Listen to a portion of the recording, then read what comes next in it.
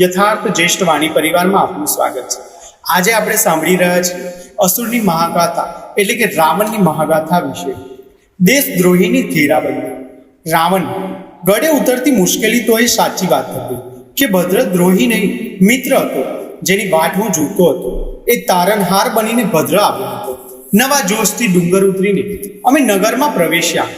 માર્ગની બંને તરફ ભેગા થઈ ગયેલા નગરજનોએ અમને જે પ્રેમથી ઉત્સાહથી વધાવ્યા એ જોઈને અર્ધ ભૂખ્યા મારા સૈનિકોની ચાલમાં થનગનાટ આવી ગયો। મારા આનંદનો પાર ન હતો। વર્ષોથી ચીખેલા વિજયની આ ક્ષણ હતી। અથડક સંપત્તિ મારી મુઠ્ઠીમાં હતી।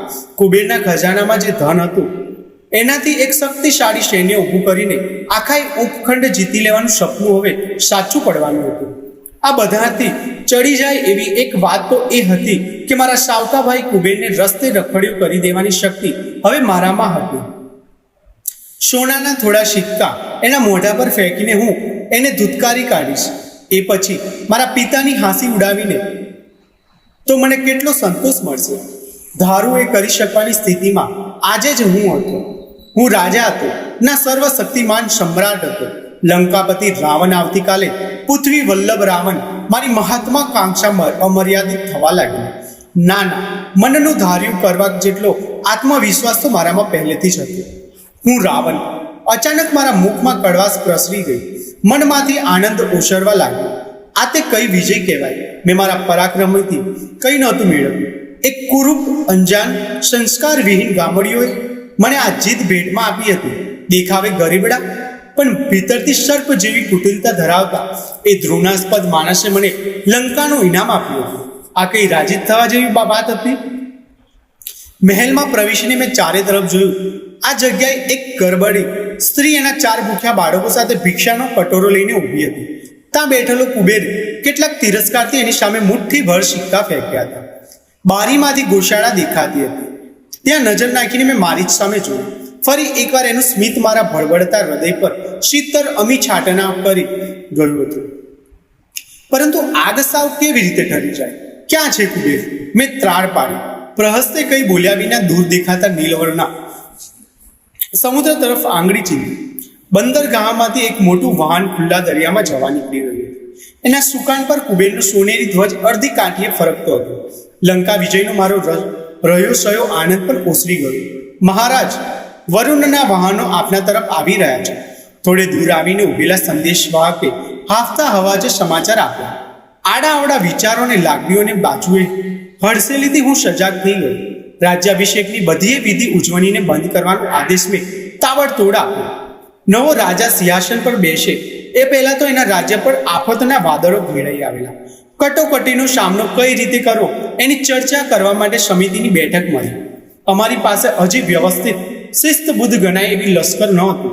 દરિયા યુદ્ધ કરી શકે એવા મોટા ભાગના કુશળ લડવૈયાઓને કુબેર એની સાથે લઈ ગયો। લંકામાં જે રહ્યા એ બધા તો માંદગીના બિચ્છાને હતા। ગણ્યા ગાંઠ્યા 300 સૈનિકની સાથે મારે વરુણનો સામનો કરવાનો હતો। વરુણ દરિયાનો સૌથી મોટો દરિયાઈ ચાંચ્યો। ભય કે ચિંતાની જગ્યાએ મારા ચિત્તમાં સાવ જુદા જુદા પ્રકારની લાગણીનો ઉછાળો માર્યો। રક્તપાત વિના એક લુચ્ચા માણસની કૃપાથી મને આ રાજ્ય મળી ગયું। પણ મારે તો દુનિયાને બતાવવું હતું કે હું કેટલો પરાક્રમી છું। મને એવા દુશ્મનની જરૂર હતી જેની સામે હું લડી શકું।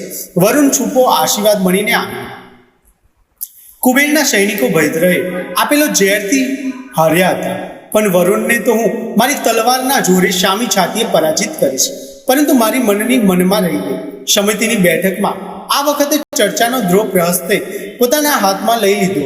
એને બધાને ગળે ઉતારી દીધું કે વરુણ સાથે લડવામાં નહીં, સમાધાન કરીમાં શાન પણ હતું। હું ધૂંધવાઈને બેસી રહ્યો અને પ્રહસ્ત એક નાની નૌકામાં 2 સહાયકની સાથે વરુણને મળવા ઉપડી ગયો। મારા રોષમાં વધારો કરવા હોય એમ એક સેવકે આવીને કહ્યું, મહારાજ, મેં તમને મળવાની અનુમતિ માંગુ છું। અહીં માત્ર યુદ્ધના નગારા વાગતા હતા ત્યારે રસ્તા અને મકાનના બાંધકામ વિશે ચર્ચા કરવાની ઈચ્છા કેવી રીતે થાય? પણ હું મઈને મળવાની ના પાડું એની પહેલાં તો ખુદ એ મારી સામે આવીને ઊભો રહ્યો। સેવક ચૂપચાપ બહાર સરકી ગયો।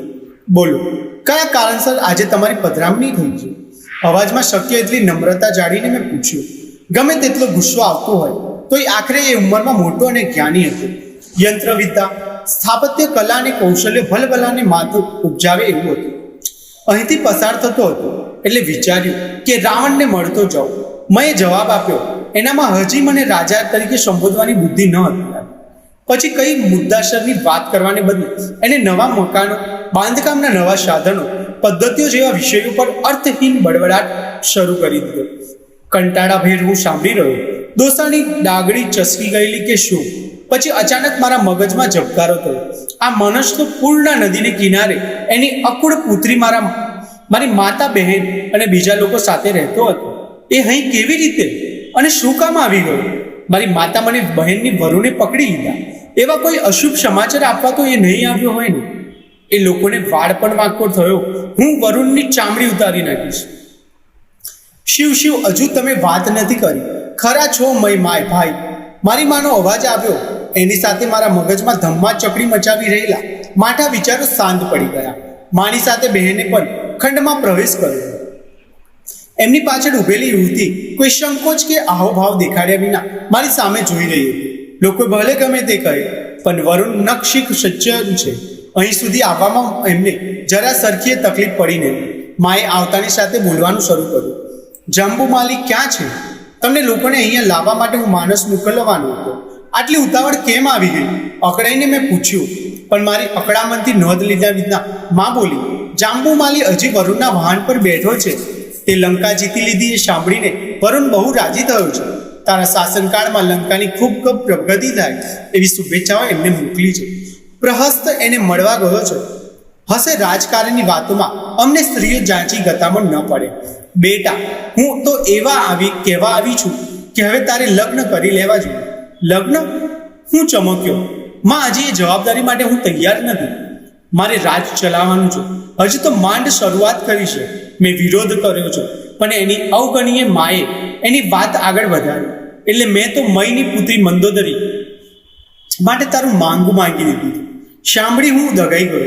મંદોદરી જેવી અક્કડ દેખાવ, વાણી વર્તનમાં સાવ શુષ્ક એવી મંદોદરી સાથે મારે લગ્ન કરવાના?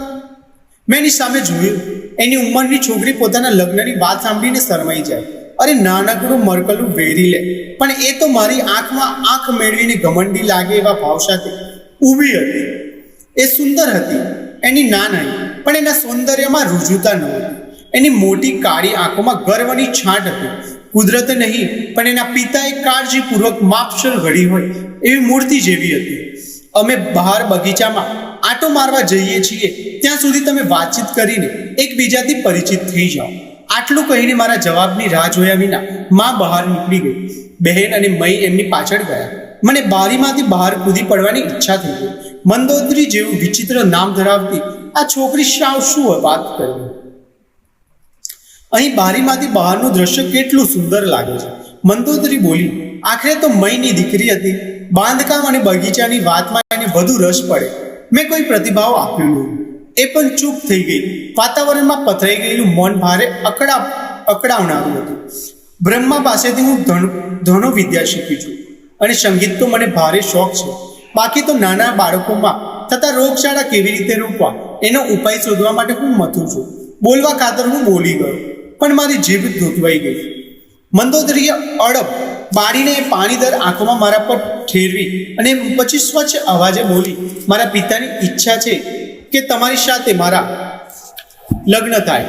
આજ્ઞાકીતી પુત્રી હોવાને નાતે હું એમની વાતનો અનાદર નહીં કરું. દેવોના બધા વેદ હું જાણું છું. દેવ અને અસુરોના ઇતિહાસનું પઠન મેં કર્યું છે. મારા પિતાના હાથ નીચે મેં સ્થાપ્ય અને યંત્રવિદ્યાનું જ્ઞાન પણ મેળવું છું. કાવ્યો લખું છું અને ચિત્રો દોરું છું. શિકાર તો મને શોખ છે. હું સારી નિશાનબાજ છું.